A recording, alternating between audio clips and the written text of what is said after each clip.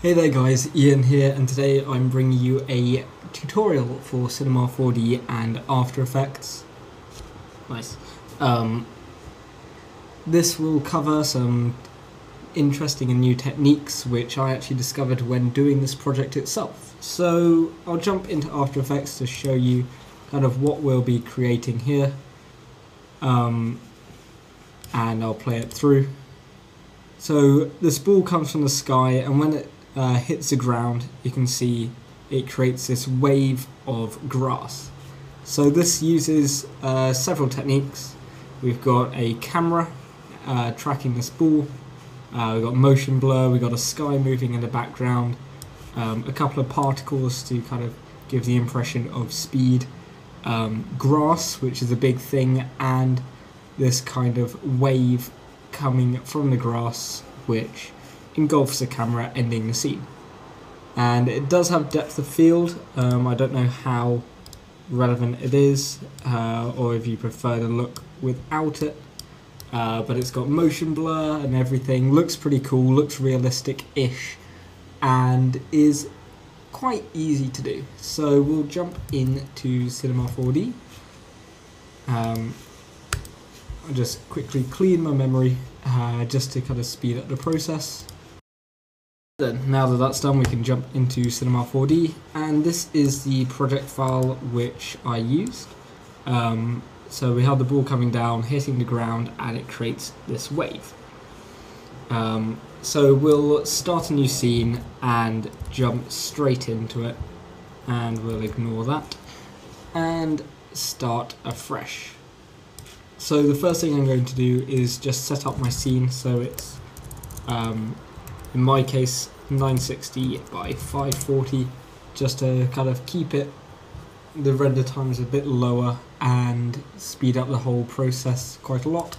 And I want 24 frames a second, both in my project and my render settings, so it all matches, and we'll be rendering all frames, and we'll leave it at about 3 seconds long.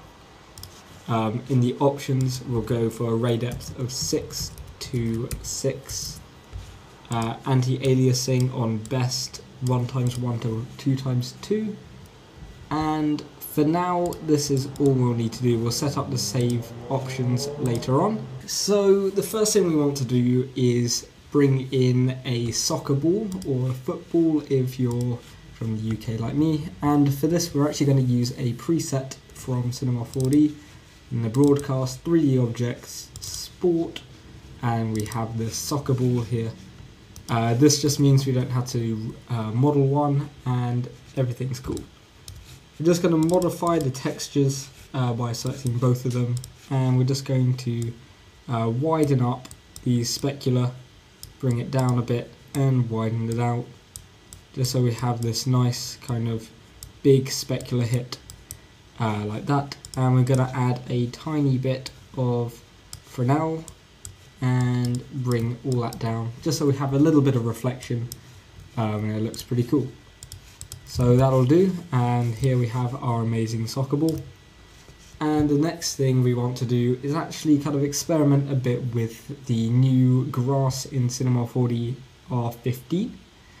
And for this we're going to bring in a landscape object, and we're going to make it 1000 by 30 by 1000, and we can leave the segments as they are.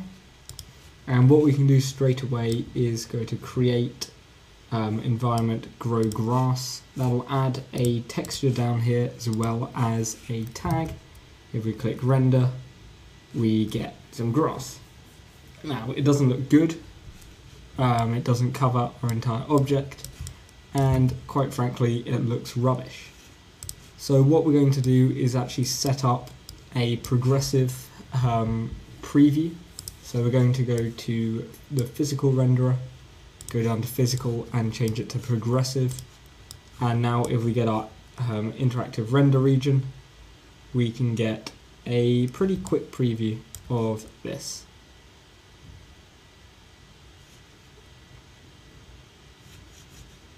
We can try putting it just on standard to see what that looks like as well.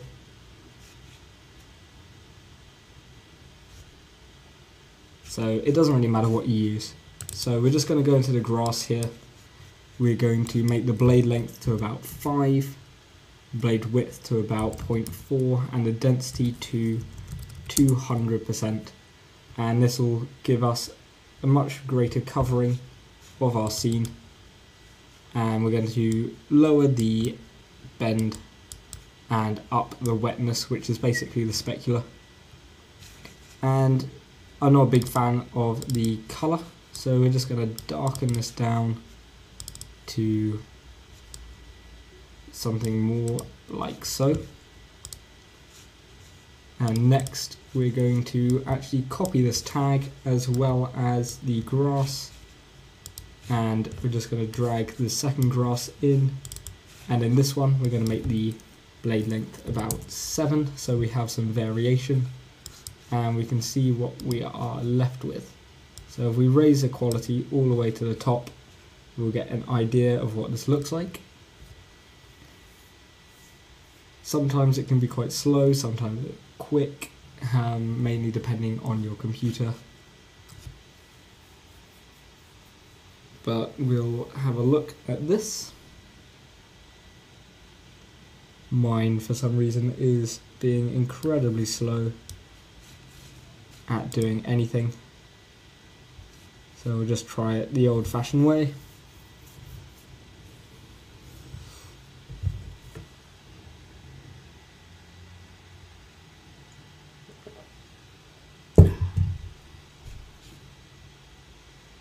And any second now,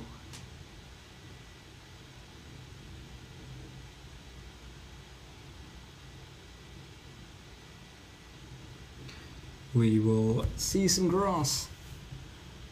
As I said, this can be quite long. I will pause the video for future ones, but you can see here we have some grass and we've got a pretty good coverage, and because the camera will be so low, it's not a bad length for now. We can always adjust it, but I'm just going to bring it down so the ball kind of sits in here like so. So I'm just going to delete one of them for now, and also bring down the density on one just to see the length and to kind of prove, well, kind of show my next point. So this is a reasonable length. The other one's a bit longer, so it should cover it fine, and with a density of maybe 140 will be fine. So the next thing we want to do is I'll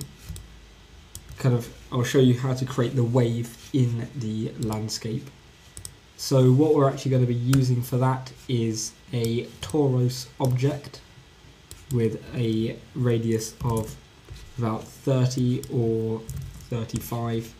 We just want to bring this a bit below, and what we want to do is under our landscape go to collision, make it a child of the landscape, and under colliders we have solver. We want inside and stretch, and just drag the torus in, and now when we play with the pipe radius we get this. We can actually hide the torus so it doesn't appear, but one problem we actually get is when it gets too small, the pipe radius goes to 0, and when we expand it again the pipe radius is still 0.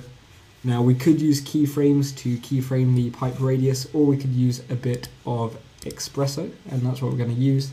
So right click on the torus, Cinema 4D tags and Xpresso. Drag our torus in, click on the blue at the top, go to object properties and pipe radius, which is the thing we want to control, and then right click anywhere here, go to Xpresso, calculate an absolute and type in 35, and this will be our constant radius. So now when we play with the ring radius, when it gets too small it disappears, but as we grow it back out it comes out perfectly, and this is exactly what we want. It's so easy to do but works brilliantly. So right now we'll have it on 0 and we'll start playing with this ball. So we want it up in the air to begin with, and then after say 40 frames we want it back down at 0. So very basic. If I actually made a keyframe, very basic animation, but we just want it to kind of hit the ground quite quickly. So we'll go to our timeline, and under the soccer ball's Y position we'll make it just hit the ground rather than coming gently to a stop. And now what we want to do is at the end just give it some random rotation, and now it'll fall down like so. Now obviously you can make it more complicated or even simpler, but this is the animation for this scene. And next we want to kind of get down low with our camera, so it's around here. Insert a camera into our scene, and now all we need to do is play with the focal length. So we want the camera to be near the edge of the scene at the very end. So we'll do something like that and make a keyframe by control clicking on the focal length as well as the position. And then when it's in the sky we want to actually tilt up with the camera. So we'll just tilt up like this, make a keyframe and use the focal length to zoom in on the ball. So now we get this animation, which is very boring. We'll actually make it start just off camera, like so.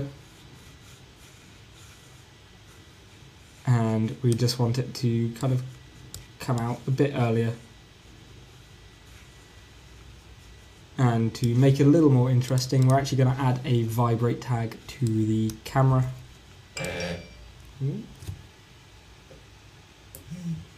And change the position to maybe 555 with a frequency of 1.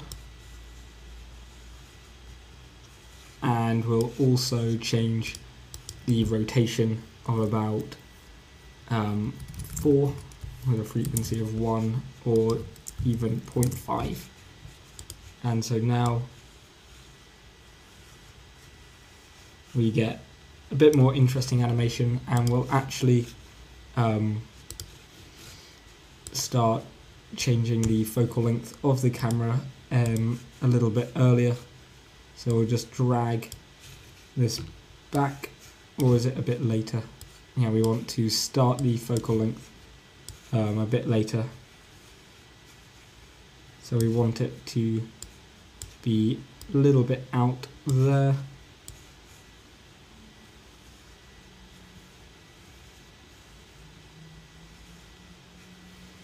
And so we'll get this pretty simple animation. It's a little too far out there, so we'll just keep it zoomed in. And this is all just kind of playing with keyframes until you get something that you like.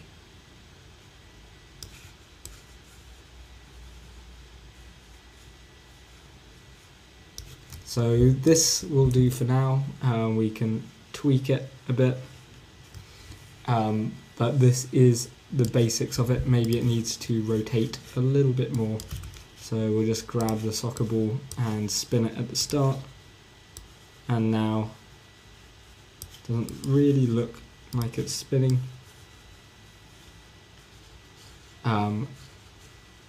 But this is the basics of it. Obviously you can spend a bit more time on the effect. So next we want the torus to expand just here. So under object we want the ring radius keyframed, and at the end we want this to kind of engulf the camera like so.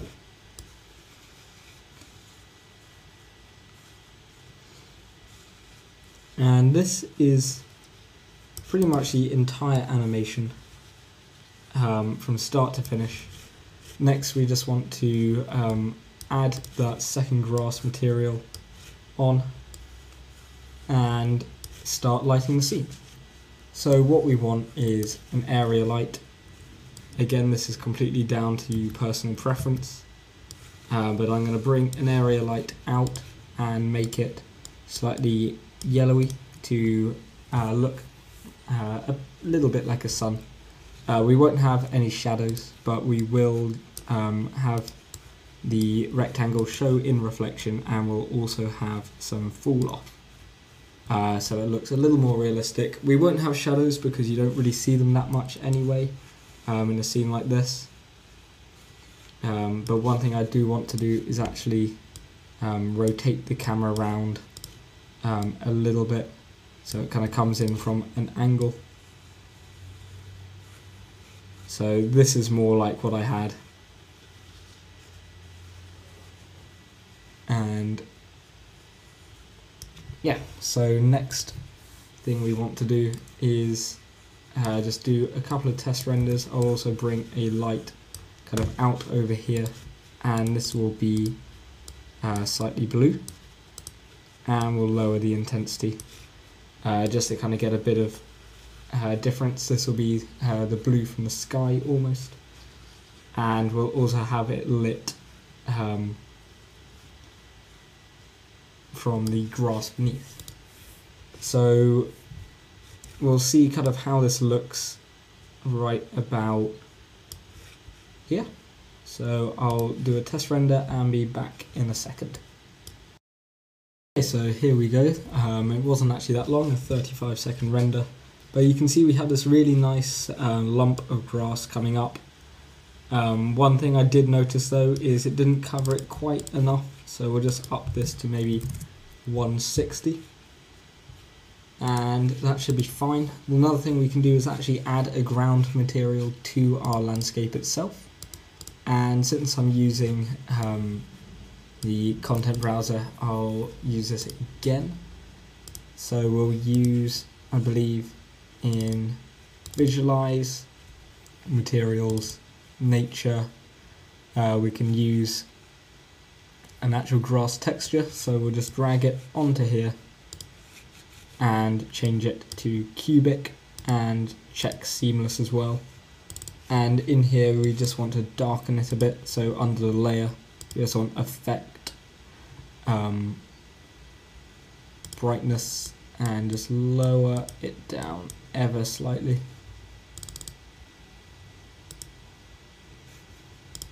And we can also lower the brightness of this just so it blends in a bit more. And if you feel that the lump is coming up too much, what we can do is just lower this down, and we can do another test render here.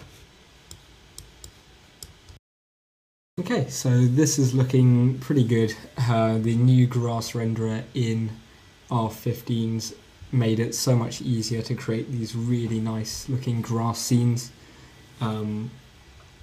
Doesn't take up much computing power in the viewport. It does take a little while to render, but that's because I'm on a laptop. If you have like a kind of workstation, then this will go really quickly, work really well as well.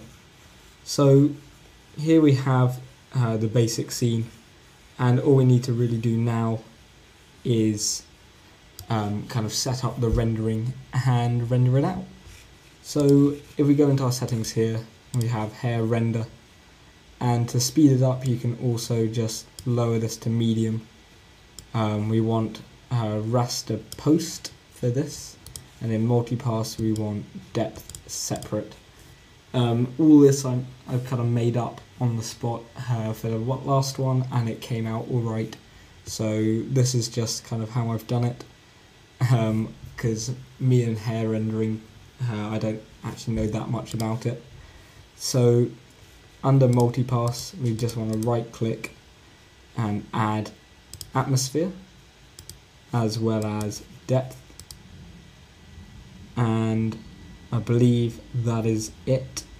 And post effects will add as well. Then our outputs all set up fine. The save, we want an alpha channel.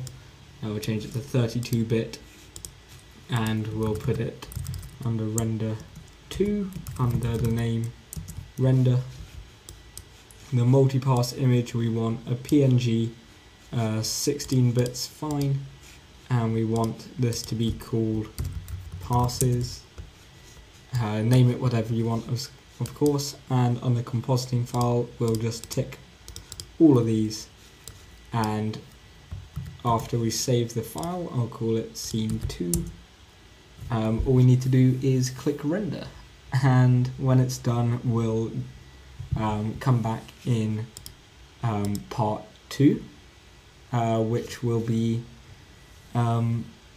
working in After Effects and tidying everything up, making sure it looks fine, and yeah, all that good stuff. So if you've enjoyed this video so far, then leave a like, leave a comment. If you have any other tutorial ideas, then feel free to suggest them, but I'll join you again in part 2 where we'll be finishing this tutorial up. So see you later, guys.